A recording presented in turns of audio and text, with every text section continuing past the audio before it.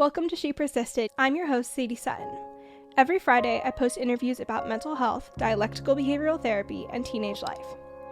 These episodes break down my mental health journey, teach skills to help you cope with life, and showcase testimonials from individuals, including teens just like you. Whether you've struggled yourself or just want to improve your mental fitness, this podcast is your inspiration to live a life you love and keep persisting. This week on She Persisted. Being able to trust the mystery in the other side, to know that it's going to change and we don't know what it may look like, but if you allow yourself to be in the discomfort, whether it's the thoughts in the mind, the emotions, the physical piece in the body, it will shift.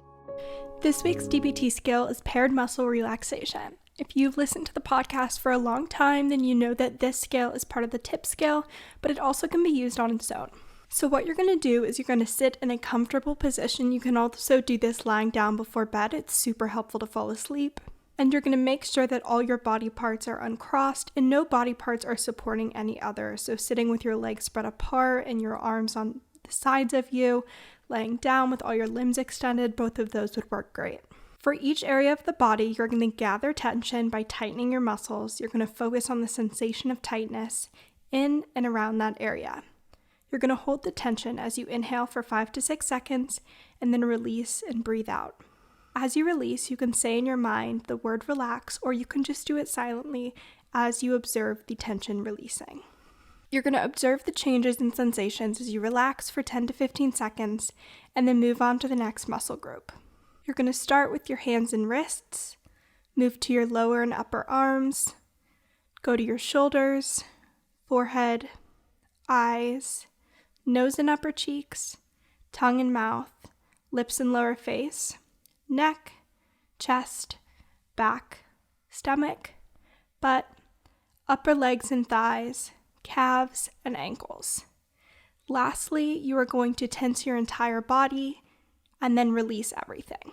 This is an amazing mindfulness practice to do when you're really stressed out, when you're feeling anxiety, when you're feeling tension, or before you go to bed. This is one of my favorite before bed mindfulness practices, and it's super helpful to get you to fall asleep more quickly. Hello, and welcome back to She Persisted. I'm so happy you're here. We have an amazing episode for you today. Our guest is Beth Segaloff. She's a licensed clinical social worker, a life coach, Reiki master, registered yoga teacher, certified firewalk instructor, and a mom. This episode is jam-packed with value, whether it's about the importance of emotion education, we dive into mindfulness, we talk about what EMDR is and how it can be used to increase the presence of a positive emotion, which I've never heard about before, and we really just talk about taking a well-rounded, holistic approach to healing. We also did a guided meditation practice in this episode, which is a resource I know I'm going to go back to in the future, and I hope you do as well. So like I said, this episode is just phenomenal with so much value and so many takeaways for you to implement in your life. This is one of my favorite interviews that I've done in a while, so let's dive into it. Thank you so much for joining me today, Beth. I'm so excited to have you on She Persisted. I can't wait to dive into this conversation. Me too. I'm so happy to be here. And I'm just so in awe every time just that you created this space. It's really, thank really you. Incredible. You're welcome. Thank you. So I want to start by hearing your story, your journey, and about the work that you're now doing with teens and with mental health as a whole. So walk me and listeners through what you do, about you, and how you got to this point of working within like the mental health and wellness field. Okay. Well, it's sort of a really long journey, but I feel like, so much of what I do now, I feel like is based off of what I wish or what I needed or what I wished I had had as a kid or a teenager. And, I think that one thing just to start is that we are all born, with this like divine experience, right? This pure wholeness, and life happens, right? Life happens and things happen. And so often I feel like we don't know, or we aren't taught how to manage them. Yeah. And they become sort of this like a good or bad or right or wrong.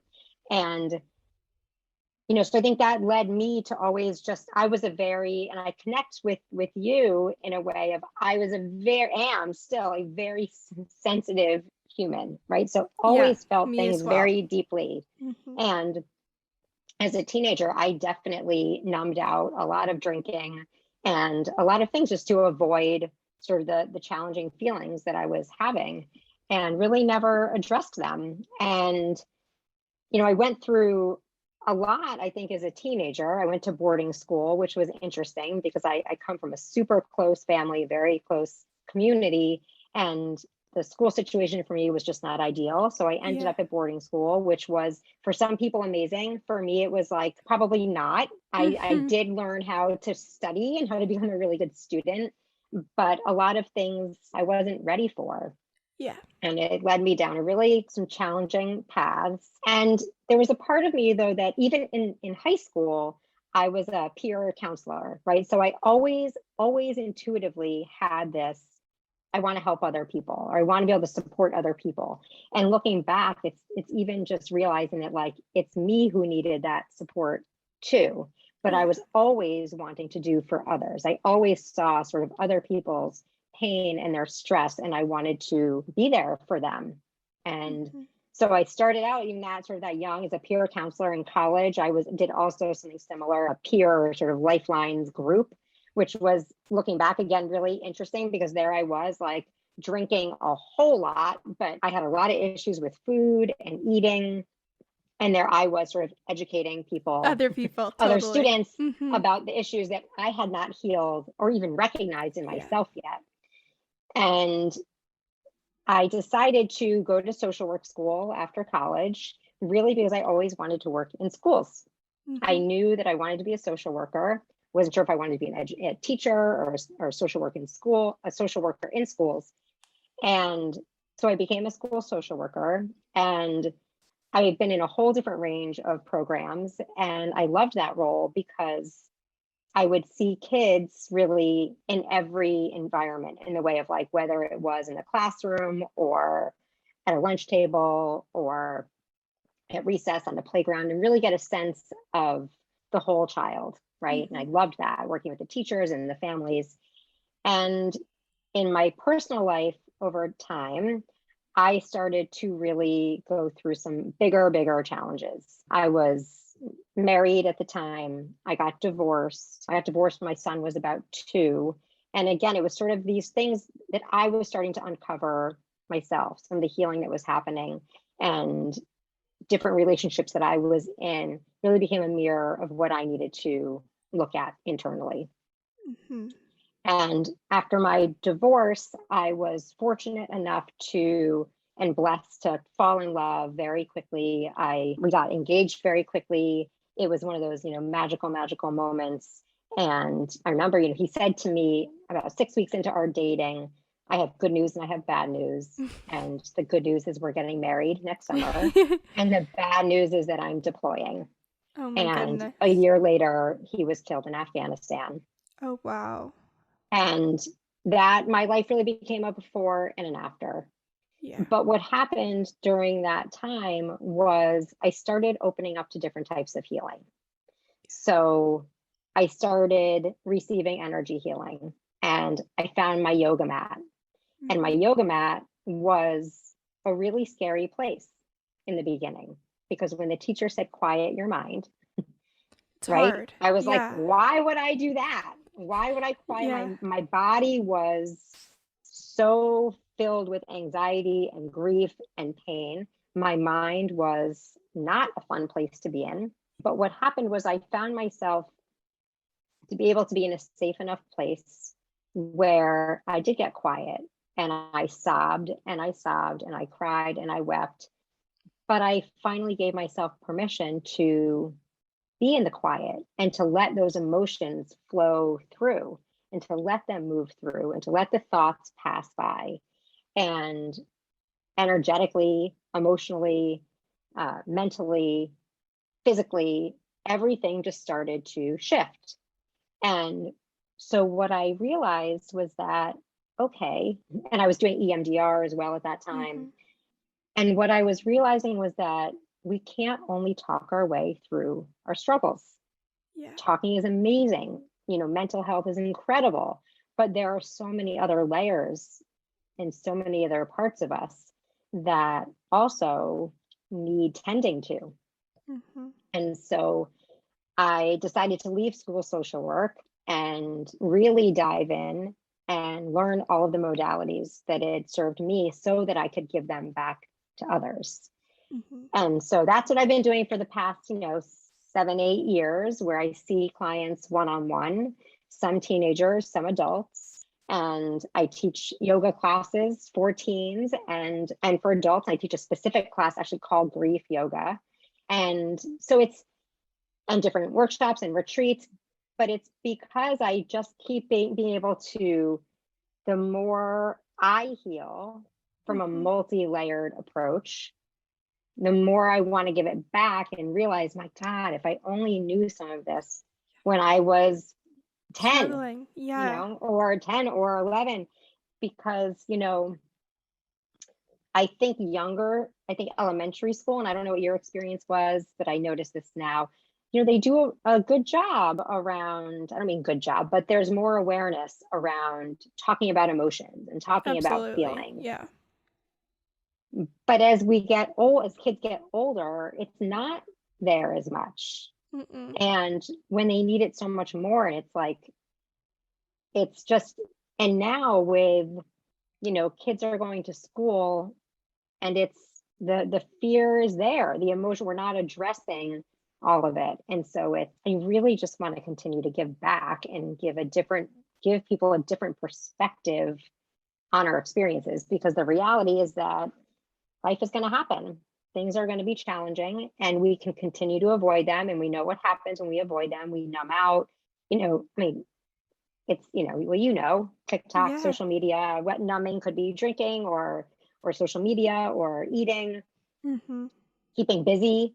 Yeah. And we can focus on that, or we can continue to really dive in from different layers. And what I found was, in that space of either grief or trauma, when we look at things like if it's only through the mind, right? Like, and I don't think people can see me when they're listening to this, but like, I'll put it on YouTube too. So if you're on okay, YouTube, cool. you see it. We look through like a little tunnel, right? Like a little lens.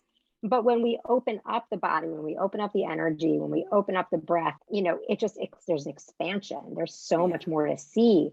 And everybody experiences some version of an adverse experience that can just narrow everything. So if we're able to use a multi-layered approach, then we can shift.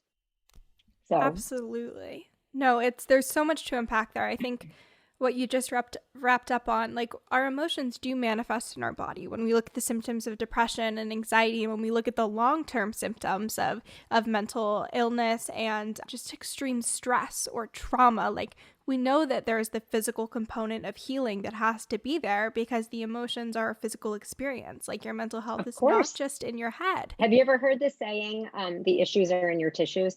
No, I haven't. Yeah, it's true. The issues are in your tissue. Think about it. It makes so much sense. It's like that, think about how many times you've been worried about a test or having that hard conversation with somebody. And it's like, I know for me, I can ask you, do you know where that is in your body? Nope. You'd be like, maybe like my brain, like I feel the thoughts going on. And then but your body is literally like a signal. Your body sends you signals all the time. For me, it's my stomach. I get the stomach ache and I'm like, okay, it could have been that I didn't eat something that was so great, but it could also be, okay, what's showing up? My body, literally, your body will tell you all the time if we learn how to listen to it. Yeah. All the time if we learn how to listen to it. Yeah. You guys have heard me talk about them before. As we are chugging along in this spring semester, an essential in my routine is Magic Mind. Because of how busy my schedule is with the podcast and work and school, I really need to be optimizing my days to get everything checked off of my to-do list, and this is where Magic Mind comes in.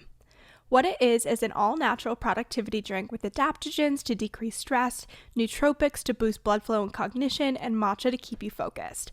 It comes in a little bottle, picture like a little juice shot. It has the cutest packaging, and you drink it in the morning.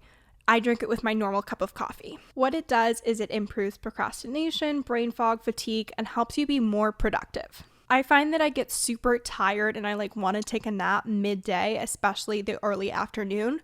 When I add Magic Mind to my morning caffeine, I don't need extra cups of coffee and I'm able to power through and keep working rather than getting into that midday slump. It is a game changer if you are busy and have lots of things to do throughout the day. So if you want to try out Magic Mind and improve your productivity, you are going to go to magicmind.co/persisted. That is magicmind.co/persisted. And when you use code persisted at checkout, you are going to get 20% off your order. So again, if you're looking to improve your productivity and add a little supplement to your coffee routine, go to magicmind.co/persisted for 20% off. I think the other thing that I loved what you said was about quieting your mind with mindfulness. I remember mindfulness is like a key component of dialectical behavioral therapy, which was the treatment that I did, which was a game changer for me. And it's like one of the first modules that you learned. It's super ingrained to the whole modality. But I remember I was talking with a therapist and she was like, when you're first really struggling, when you're really suffering, when your mind is a really uncomfortable place to be, it can be kind of dangerous to do mindfulness. You're sitting with these really dark, scary thoughts. And so I loved what you said about like the whole well-rounded approach of being able to cope through and work through the emotions that arise when you're sitting with what's in your head and then being able to like quiet your mind. Like there's all of these different components that go into this full, well-rounded understanding of healing, whether it's the physical body, whether it's the piece of mindfulness, whether it's feeling your emotions to process through them and work through them. It's just extremely complex, and you can't have one without the others. That's right. That's right. Yeah. Yeah. It's true. And it's things that I know I was never taught. Yeah. Right. And so, what happens is it's like, okay, my stomach hurts. So it's a quickly like, well, what do I do to fix that? Yeah.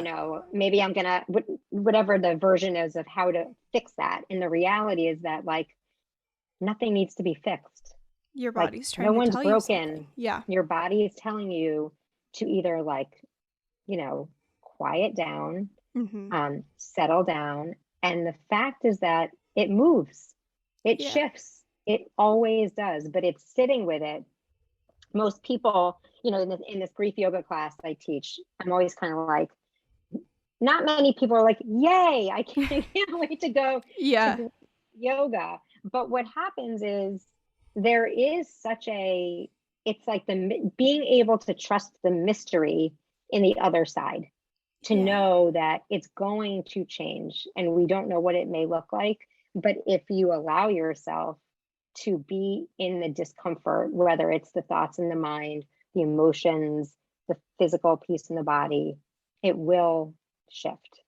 It will. I remember that exact experience, and it was so scary to me to be working towards something that I didn't know what it would feel like.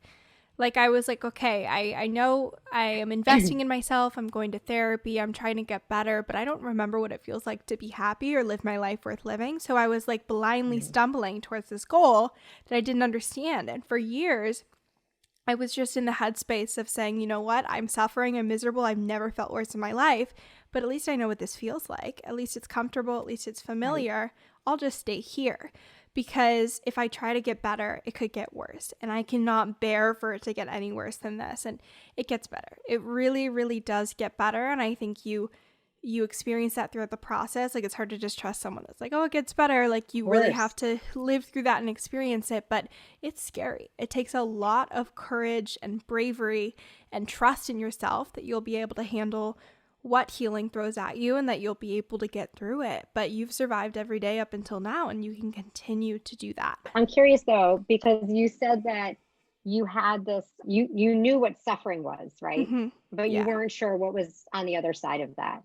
I think that's also interesting because from an EMDR perspective, it's if we keep saying, I'm suffering, I know what this is, I'm suffering, we continue that those beliefs, they root in deeply like a tree into your brain and into your body, right? And so one of the things that, EMDR, and I don't know what all of your experience was, but one of the things that I believe is like the most potent medicine ever is when someone can sit with you with that and not to say, you'll be fine, try this, try that. but just to say 100%. like, I'm with you. Yeah, I like can this see that sucks, this but is I'm really here. hard, Yeah. Mm-hmm. and not to fix it, but to see like, I see your pain, and to then, be with you and to be present to allow that to move through.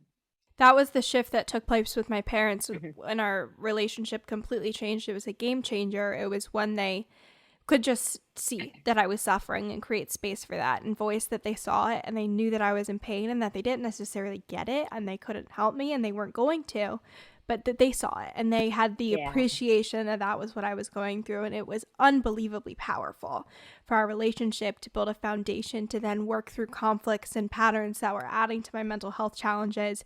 It's an extremely powerful tool to be able to give to someone else or to A lot of receive people as can't do well. that. Yeah, But a lot it's of people can't do hard. that because it's so hard. And when and I'll use the word awe when I listen to your podcast and your story. And it Oh, is because it's so brave. Because when I work, I have a lot of clients who are adults and a lot who are teens, and my adult clients, and I can put myself in this bucket. It's like people may get used to saying, I'm suffering, I'm anxious, I'm anxious. And then after some time together, my client may say, oh, like, actually, I don't think that's anxiety anymore. I think mm-hmm, it's fear, or I think it's worry, or I think it's sadness, mm-hmm. because we get so used to the narrative and the dialogue that we've been telling. And so, what I love about what you share and the platform that you have is that there is an ability to shift. And it's like, and to learn. And my whole sort of passion is to rebrand mental health, because let it be normal. Like, we're human. Yeah, I don't everyone know has it. anybody who doesn't. This whole health. If you are a human, Mm-hmm. you have experiences. So what you're doing is really incredible by just bringing the Thank dialogue you. and bringing the narrative to Thank you. teenagers. I relate exactly to what you said about like realizing that the emotions you're spitting out like aren't actually what you're feeling. I remember for years on end, whenever anyone, no matter who they were, asked me how I said I was fine. I remember I'd find these like really depressing Pinterest graphics that were like fine, like deeply in pain. They turned it into an acronym that was like fearful, isolated, like terrible. Anytime anyone asked me, didn't matter who it was, if it was a therapist, parent, friend, I was fine. I remember on instinct at one point during my treatment journey, someone was like, oh, how are you? And I was like, I'm fine. And I had to like catch myself because I was like, I'm not fine. Like, I'm good today. Today is a good day and I'm Yeah. feeling happy. And it was the weirdest, most bizarre thing to have to catch myself and like be like, wait, this repeat that I've been on for years, this narrative is no longer true. It was a really beautiful thing, but it's also scary to be like, okay, wait, I'm going to tell someone that I'm good. And like, that's actually true. And like, yeah, that could go away. But for now, I'm in this emotion that feels pretty amazing. So I totally related to that. I love that. So you mentioned EMDR. I've Yeah. had a couple of guests mention it here and there in the podcast, but I was wondering if you could just briefly explain what that is so listeners who haven't heard that terminology before can understand. Sure. So EMDR stands for eye movement desensitization reprocessing. And that's a lot. Sorry. Big word. Yeah, but It's it okay, is. guys. You won't be tested, I promise. Yeah, definitely not. But as I've sort of we've been talking sort of throughout our time together, we have experiences throughout our lives. And when we have those experiences, we automatically form a belief about ourselves. Yeah. And that belief sticks. Either it adapts or it does not adapt, and it sort of roots right in. Right. Mm-hmm. So, and then what happens is, usually if that belief or that experience doesn't really process through, and let's say we hold on to the belief of, I'm not smart enough, Mm-hmm. or I'm not worthy, or I'm not valuable, that ripples into how we relate to other people. It ripples into how we show up at school, with our parents, with our friends, in activities of, oh, I guess I'm not going to make the team because I'm not smart enough. I'm not good enough. Or I'm going to fail every test because I'm not smart enough. I'm not going to get into the right college because I'm just not good enough. Or, I'm not going to have a boyfriend because I'm not lovable. Mm-hmm. So all of these beliefs really, they start to ripple into other parts of our lives. And EMDR can do multiple things, but it really helps us titrate between the past, the present, and the future. And so what we do is we use sort of like rapid eye movements, or just something called bilateral stimulation. Again, you don't need to know this, but it's sort of like the tapping back and forth, not EFT tapping, but a different kind of tapping.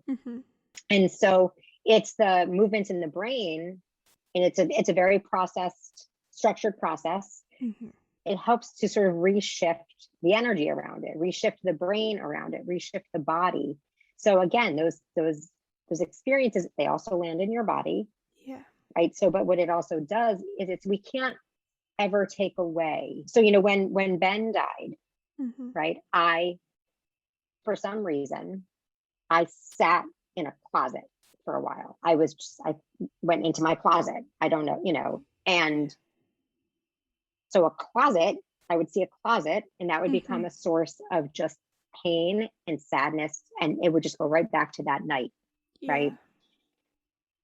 But going through some EMDR, that experience can't go away.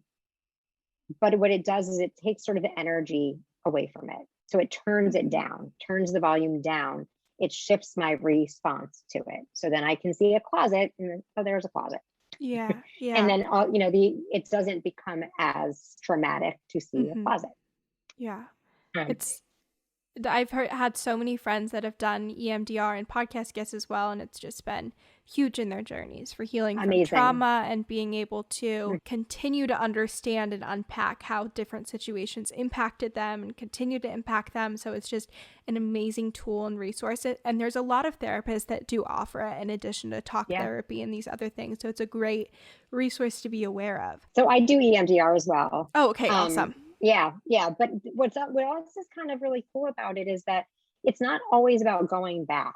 Yeah. And reprocessing. Of course it can be, but it's also about strengthening what already is, right? So for example, like I would have, if you and I were doing EMDR together, I would so want to know about that time where you started to feel happy. Right. And it's like, let's really dive into like the sensations in your body, the emotions you're feeling. What do you visualize? And then we enhance and we strengthen that feeling, because then that becomes happy right now in the present moment. Tomorrow or in an hour becomes your past experience. Yeah. I love that. Does that make sense? Yes. That's so powerful. So there's so much, like a lot of my teen clients, we strengthen and strengthen and strengthen. It's really cool. That's amazing. That's so cool. So if teens are wanting to incorporate mindfulness or yoga or this practice of really sitting with their thoughts and emotions into their lives, what are some tips that you have that they can try to implement? There's so many, but I think but there is one that is free, and it is with you all the time, and it's your breath. Yeah. And I remember, kids in schools would be so irritated when I would talk about like coming back to your breath. And it's kind of like, I'm breathing anyway, but it's like, there's a difference between I'm breathing anyway. Like, you can tell when you hold your breath, or it can literally take 10 seconds to shift. Yeah. But it's the commitment to pausing.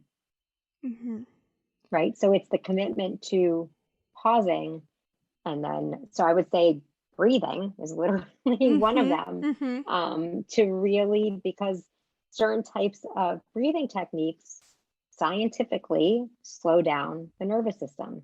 Yeah. And the nervous system, for most people right now, the volume is like way turned it's up. insane. I have a almost 18-year-old son, and the other day, he's like my best, like, I get a lot of information from him in the way of what's going on, but he's, he was telling me he was going to take a nap, and he's laying on the couch next to me, but he's scrolling through TikTok while he's about to take a nap. Yeah. And I was like, wait a minute, what are you doing? Match. Yeah. But it's true, but he can fall asleep while scrolling on TikTok. We're numbed out to it. It's crazy. And I'm like, that is, you're not giving your brain a second. So it's like, no wonder why nobody can focus, or, distracted every, what is it? A TikTok video is 20 or 30. I don't know. Yeah. like all Um, different lengths. and so it's yeah, so I think pausing and coming back to your breath is one tool Yeah. to use. No, the And speed that movement we're, and movement. yeah. I mean, meditation doesn't have to be, you know, sitting on a mat, Mm-hmm. your body in a certain way. It doesn't have to be that. Meditation, maybe it's going for a walk. Maybe it is, and going Mm-hmm. left, right with your feet and in your internal voice. Mm-hmm. Or it's inhale, exhale, exhale. It doesn't have to be a certain amount of time, or a certain way. It's any way to really refocus your thoughts and allow yourself to watch them and be the observer of them, rather than let them sort of own you, if that makes Yeah. sense. We used to do mindful eating as a group. They'd give us like a tiny piece of chocolate and we'd be mindful of like the flavors and the textures and Mhm. like the experience of chewing. And we'd take like 20 minutes to eat one piece of chocolate. But I think it's like, it's so easy. Like if you have a cup of coffee every morning, your cup of coffee, even your first sip, like committing to being mindful for that and noticing what thoughts are going through your head, bring your awareness to your breath, like it's powerful. Even a couple of seconds. I think another one that's super easy to implement is like before bed. I would love to be able to like just like meditate myself to sleep, can't do it, but even doing like a couple of breaths and like just calming down physically is so powerful. It improves your sleep. And so even if you can get like a walk in, a couple of moments where you're just paying attention to your breath and really trying to quiet the mind, I think it has profound impacts, because we're constantly, like you talked about how much input we're getting, how we're constantly stressed, like overwhelmed, like we're avoiding, like we're not processing through, we're just go go go go go. So to be able to like bring attention to your thoughts and your emotions and your experiences, it's very powerful. Something else that is really helpful is just writing, like just sort of like a brain dump. So there's no rules. It doesn't matter about like grammar or spelling or Mm-hmm. content. Just, you may write like, I don't want to write anymore. I don't want to write anymore. But Yeah. sometimes setting a timer for 1 minute, 2 minute. And, I just believe that it's different ways to get to the same place of coming back to your truth, right? Mm-hmm. So that may be using your breath to quiet down. It may be writing. It may be talking. It may be moving. So any way that we can shift from that place of the stress or the struggle, acknowledge it, right? So to not avoid Yeah. it, but like, all right, here's anxiety again, it's showing up, Mm-hmm. let it move through, see where it is in your body, move that part of your body, right? Mm-hmm. So if you feel anxious, a lot of us feel anxious in our shoulders, Yeah. right? We can even, like, just while we're sitting here right now, you want to do something together? Yeah, let's do it. Okay, great. Okay, so actually go ahead and just place your feet on the ground. Okay. And if you want to close your eyes, you can close your eyes for our listeners too. If you're driving, please do this Do not later. close your eyes. Yes, do not close your eyes. And just take one big breath in together and a big breath out. And again, a big breath in and exhale it out. And then again, notice your feet flat on the ground. Feel your legs. Let your palms actually be face down on your thighs. And then start to lengthen through the base of your spine all the way up to your shoulders. Roll your shoulders up and back.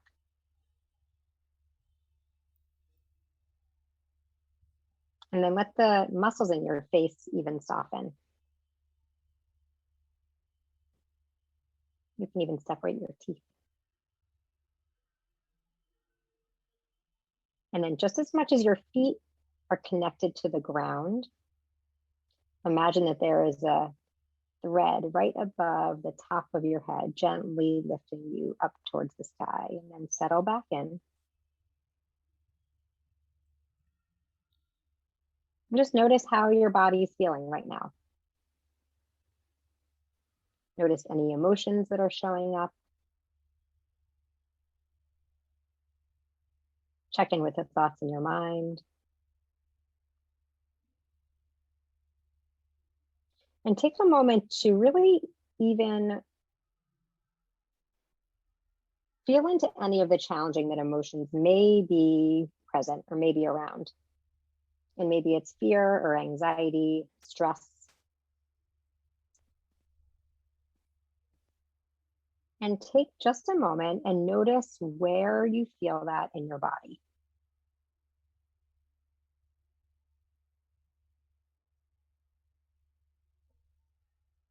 And then take about 10 seconds and just move that part of your body. So for me, I'm rolling my shoulders forward and back.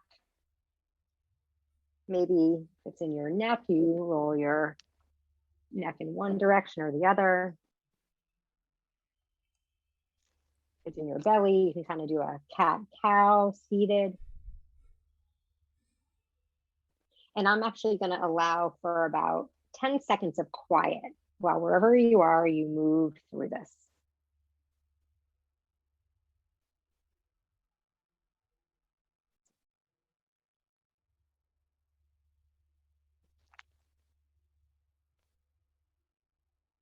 I'm right here with you. And then go ahead and pause and place your hand on wherever that part of your body was, your belly or your shoulder. And again, one breath in and a breath out. And notice how you feel now. And then when you're ready, you can release your hands down. How was that for you, Sadie? I feel so calm.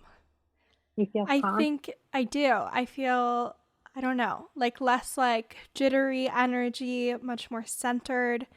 And like that, how long did that take us? Like 2 minutes? And we can check off our list that we meditated today. Yeah. But can you imagine doing that before a test? Yeah. Before writing a paper? Mm-hmm. Before going into a challenging conversation?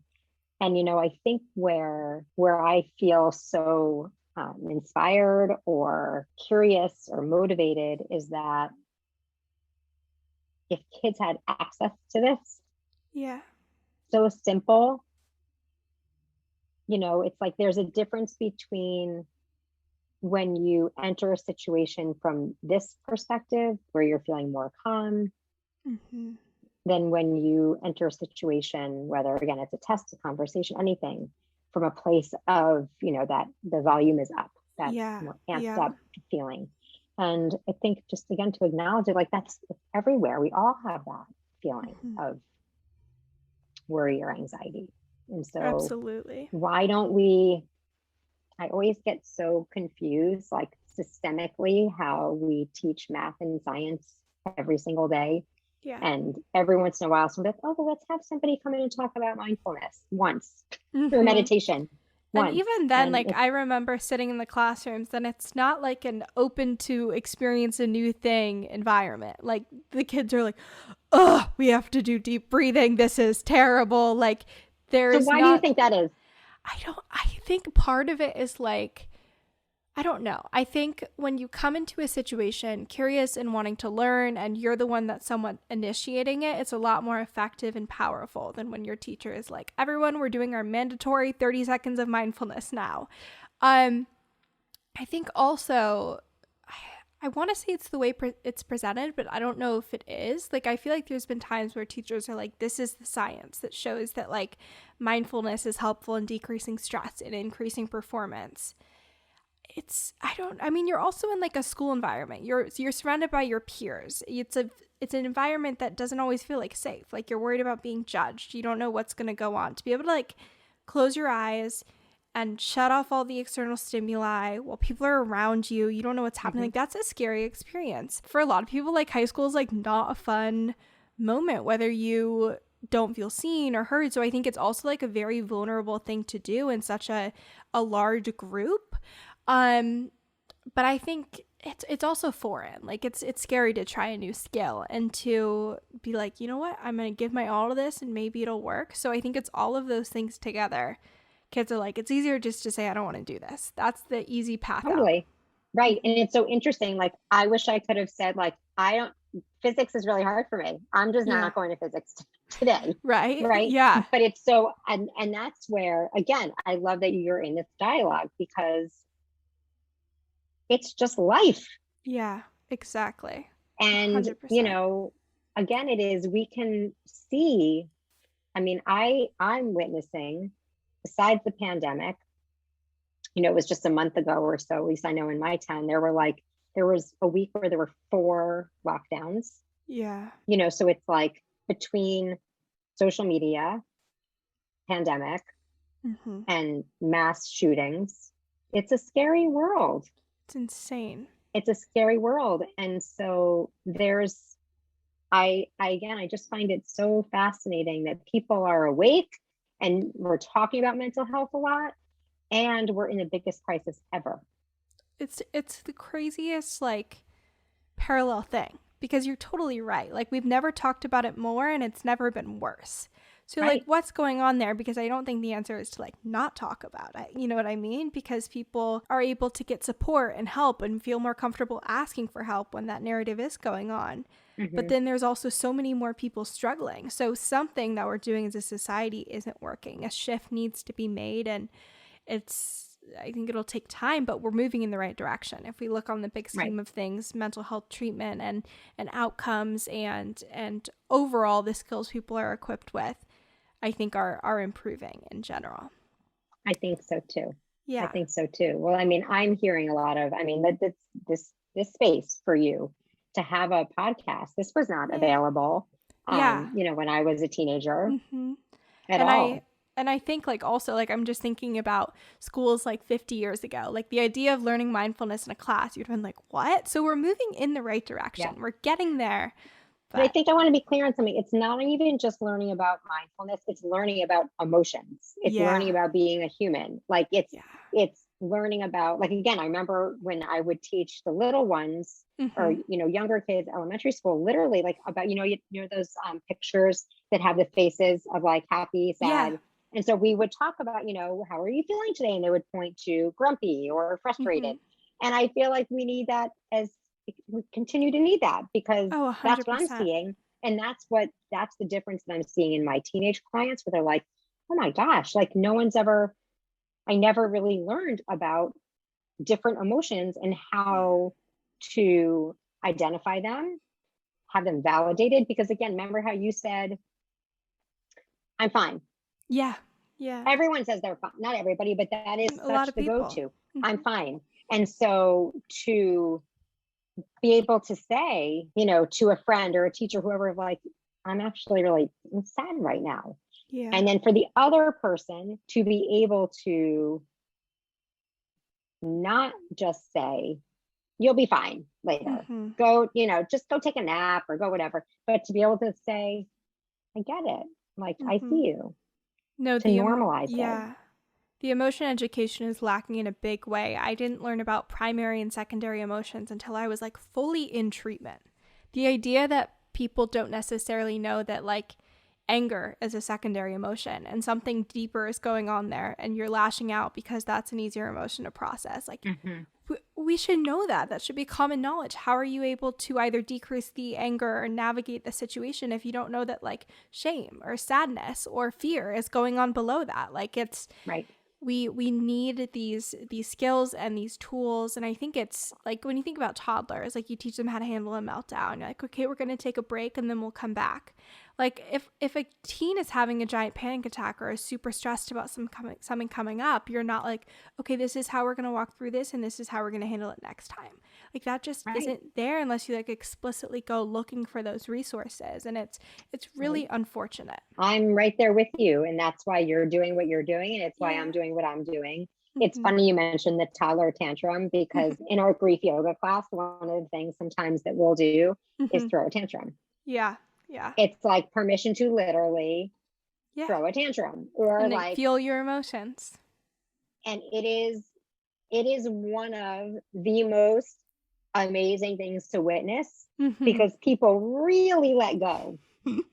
And right, and it's just like this, yes, like it's okay to be angry. Mm-hmm. Anger is not bad. Yeah. It's not a bad thing to be angry. It's how we alchemize that anger, how we use it, how we can witness it, how we can move it through. Punch a pillow, that's great. Mm-hmm. Mm-hmm. No, But it's crucial. Yeah. So talk to me about your program for teens, and so that listeners know how they can get involved and continue to work with you if they're interested. I'd love to. So that's actually, it feels like, as I've been creating this program, it feels like literally a culmination of everything from when I was 14 until today. Because exactly, this is what we've talked about it for the past 45 minutes, the reason why. So the program is called Life School 101, and it's all around supporting teens to learn how to relieve the stress and anxiety and overwhelm so that they can live more from a place of calm and connection. And the way that it's run is it's focused on this whole health perspective. So each week one week we focus on the idea of whole health. 1 week is on the mind. 1 week is on emotions. 1 week is on the body. The last week is on intuition. But intuition is actually thread through all of it, because that's really what it is. It is about coming back to your wiser self, which is always there. And it's that part of you that is like I sort of like to feel into is like the most like loving, bestest friend. The part of you that like can do no wrong, that is the most compassionate, loving part of you, that is always of like the greatest and highest good. But we get so caught into the compare and the judgment and the shame and the beliefs and all the things that we lose that part of ourselves. We lose that wisdom. And so bringing in all of these layers helps get us back to that intuitive self. And so I diverted. So so the program is 5 weeks of videos, and we come together once a week on Zoom. And then we'll have the second half of Life School is sessions then every other week to continue the community, continue connection, and continue to practice what is happening in their lives so that we can bring it into practice. And so, we're starting at the end of February.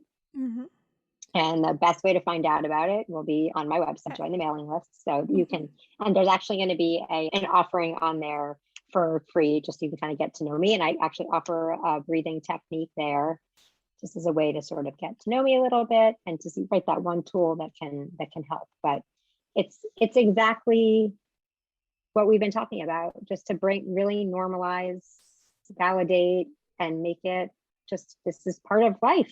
And so to do that together in community is hopefully pretty magical. I love that. It's so many tools that I think so many teens would benefit from having, whether you feel like you're struggling right now or not. I think anyone can benefit from having those tools in their toolbox and navigating future challenges that they might encounter. So I love that so much. With this program, and just to add to what you were just saying, nothing has to be wrong. Yeah. Right? Anyone can benefit. If there's something specific that somebody is going through, absolutely. But you just have to be human. Yeah. We all have emotions. That's the prerequisite. Can benefit from listening to ourselves 100%. Yeah. That's amazing. Well, thank you so much for sitting down with me and having this amazing conversation. I know that so many people are going to find this helpful, and even if you just take a couple more deep breaths today and center yourself, I know it will have a huge impact on you. So thank you. Where can listeners find you? Thank you so much, Sadie. Of course. I just love that we get to have this conversation, that we're fortunate able to be here together. It's the coolest people can find me. My website is just my name, BethSegaloff.com, and there will be a link for Life School 101. So check that out. Perfect. And otherwise, Instagram is Beth.Segaloff. And those are the places to find me. Awesome. All of that will be linked in the show notes, and thank you again. In case you skipped to the end, Beth and I dove into her mental health journey and what brought her to working with teens, teaching yoga, and practicing EMDR. We talk about how lacking emotion education is for teens and the negative impact that this can have on mental health. We dive into the importance of approaching healing from a holistic perspective, really taking into account the mental, physical, and spiritual perspectives. We talk about what happens when you truly quiet your mind and practice mindfulness and the impact this has on emotion processing. We go into ways that you can incorporate mindfulness and meditation into your daily routine. And lastly, we do a guided meditation practice to center yourself, decrease stress, and let go of the tension you're holding. If you like this week's episode, please share with a friend, rate and review on Spotify and Apple Podcasts, and tag me on social media if you're listening. I'll repost and give you a little shout out. My Instagram is @ShePersistedPodcast. So with that, I will see you next Monday.